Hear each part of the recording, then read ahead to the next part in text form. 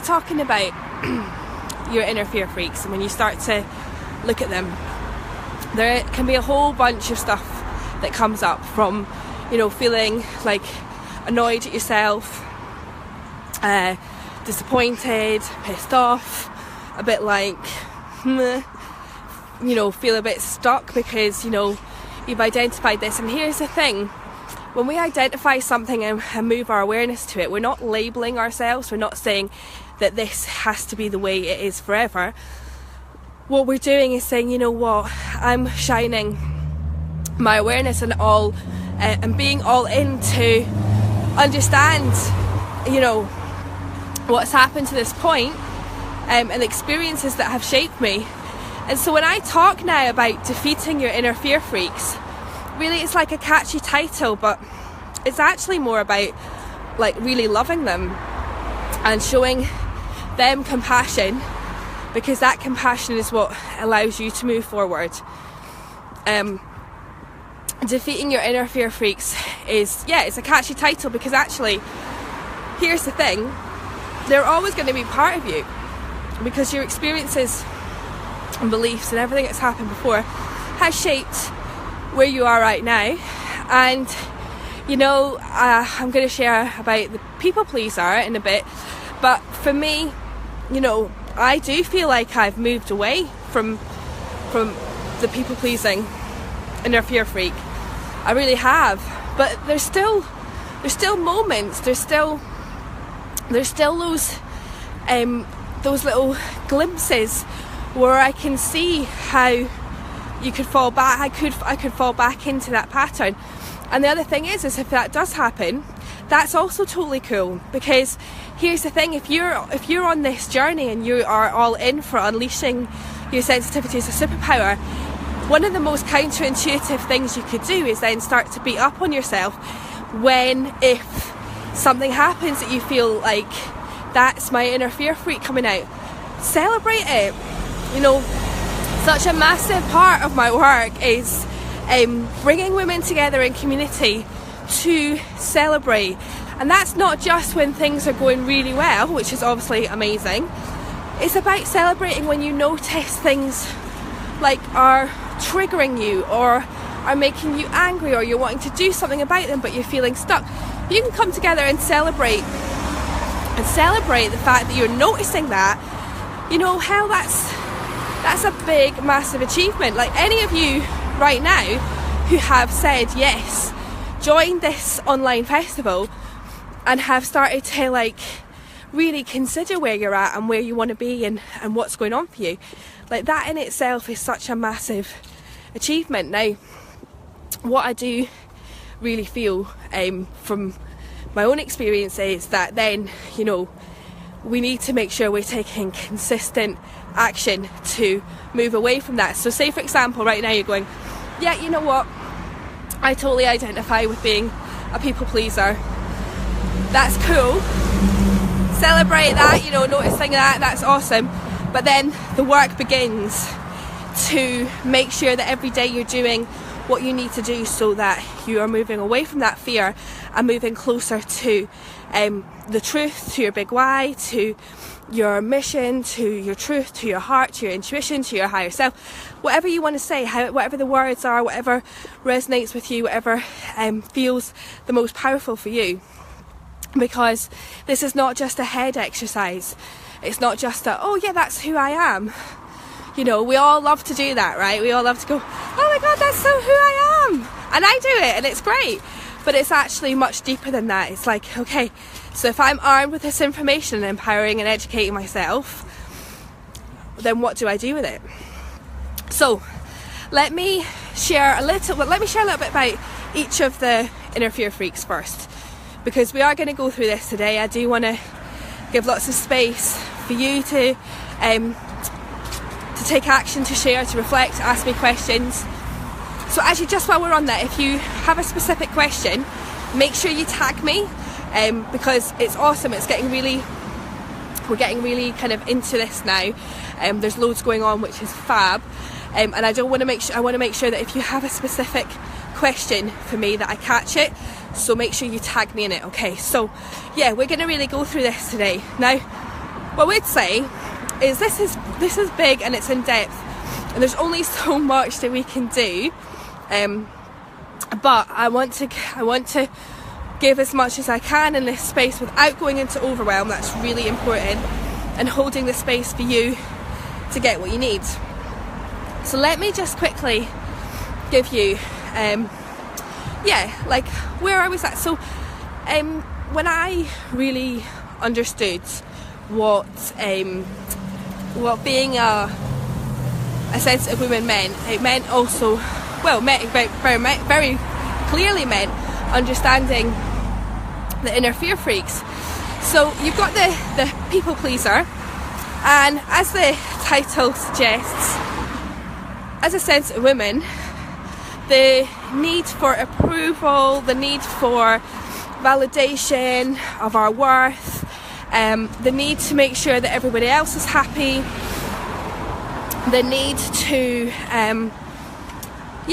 to kind of put everyone else's needs first within a sensitive woman. When you are not on it with your superpower, when you are not looking after your well-being like the warrior, when you are not taking your place in the world and sustaining your superpower and being connected to your big why, means that the people pleasing part, from my experience personally and from working with a lot of women on this recently, is that it is really very overpowering and very, very draining for our energy, for our well-being, for our impact in the world. So people-pleasing tendencies quite often can get confused with the desire to do good, to make sure that our people are happy, to give, in the way that we can give. But here's the thing: when we are motivated from the people-pleasing, then it's not real. I think that's probably the best way of describing it. That love, that compassion is not real. It's not coming from a place of your love and your compassion and your well-being. It's coming from an empty place, a place that's driven by fear, right? So that if you have any stories about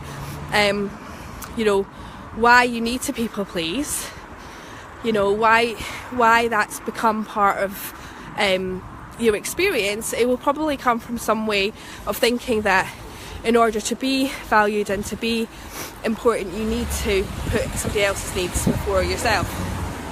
Now, I've got quite an interesting story about people pleasing, and let me just, I'll do the other ones and then I'll come back to that. So the control freak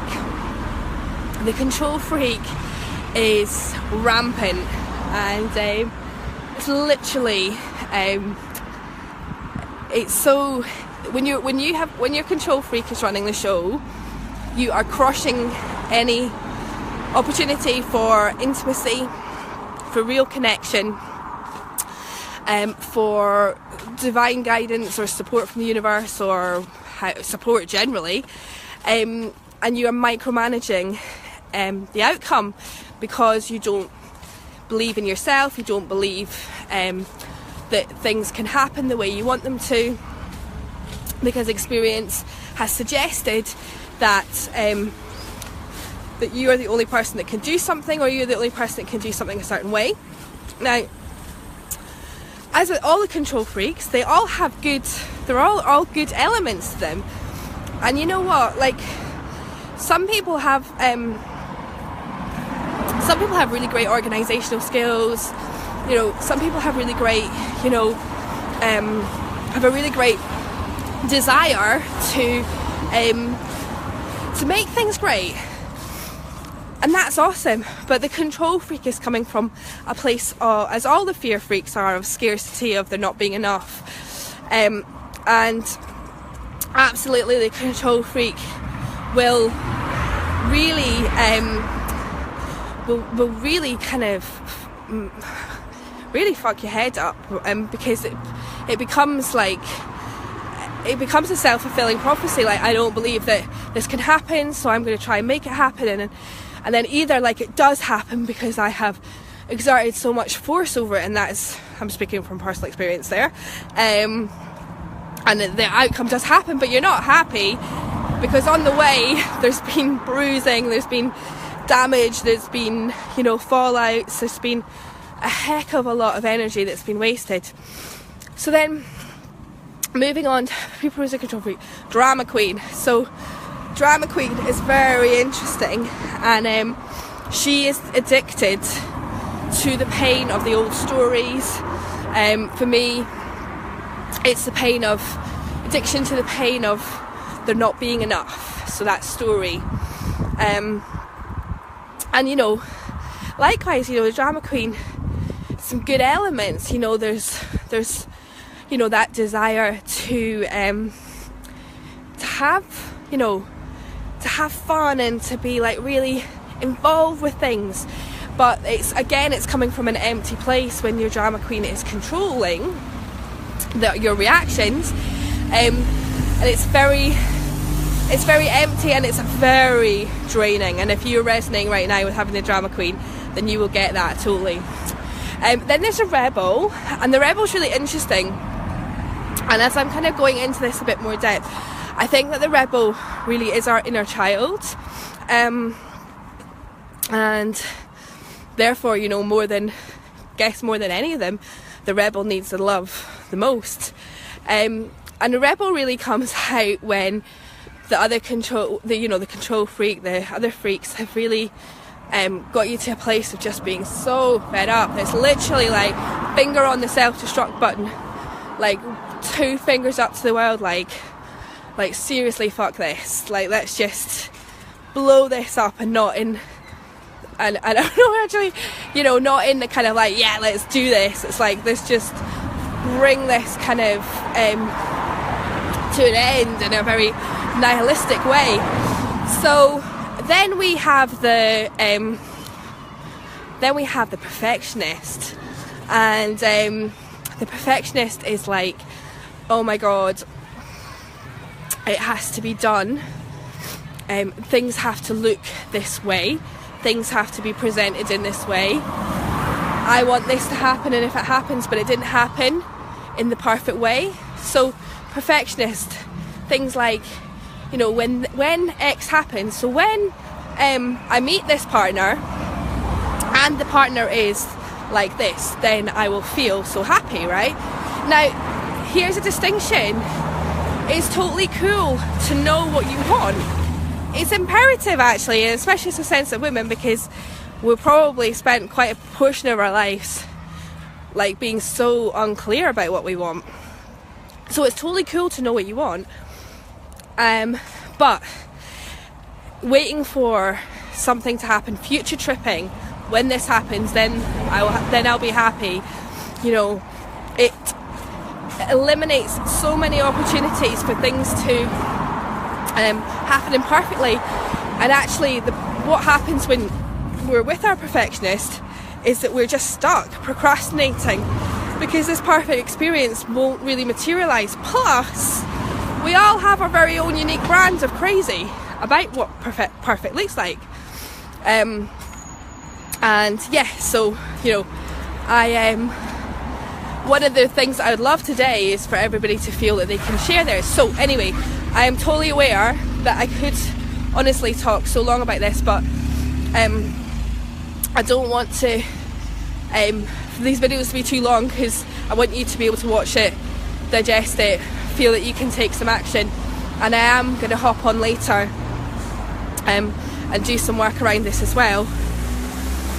But wanted to share with you about the people pleaser, because for me, letting go of the people pleaser has been absolutely paramount in my experiences, and to bring me to where I am right now. Because the people pleaser for me really was so ingrained in the belief that I wasn't good enough, and was so hard. It was so hard to actually see it until I saw it, right?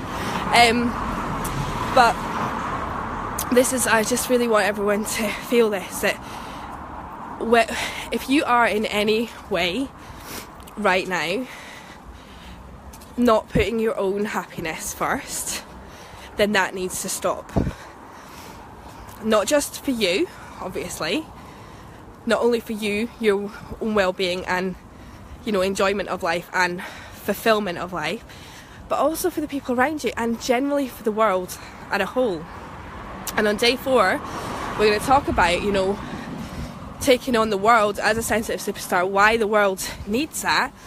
The world does not need a sensitive woman who is putting everyone else's needs first, living in frustration, burnout and resentment.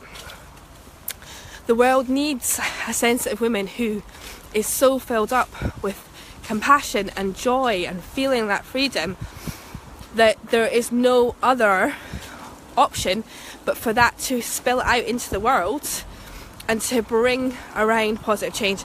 And here's the other thing as well.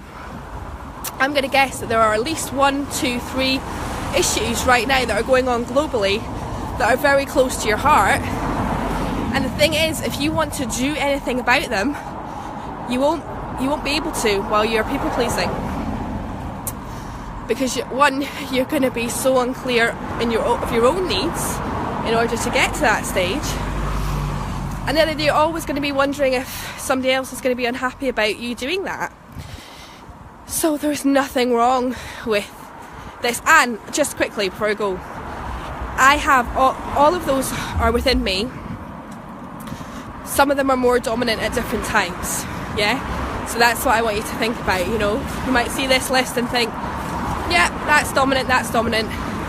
But you might also have other ones that are play up at different times or connect with other ones. So what I'd love you to do now is to just really think, okay, so where am I at? Who is dominant? Why? So this is really important. Like, get clear on why. What are the stories and beliefs? Because the inner fear freaks are expressions of old fear, old beliefs, old patterns. They are scared, so therefore they are acting in a way that is making you react from a place of fear or not move forward from a place of fear. So have a real think, have a real kind of like, yeah, just take some time to really consider like why this inner fear freak is really dominant for me. To really consider like how can I show myself more love and compassion and kindness and show her that, and why is it so important for me that I do let go of her, right? Because again, you could go through all of this and you could be like, yeah, I've got the people pleaser and the control freak.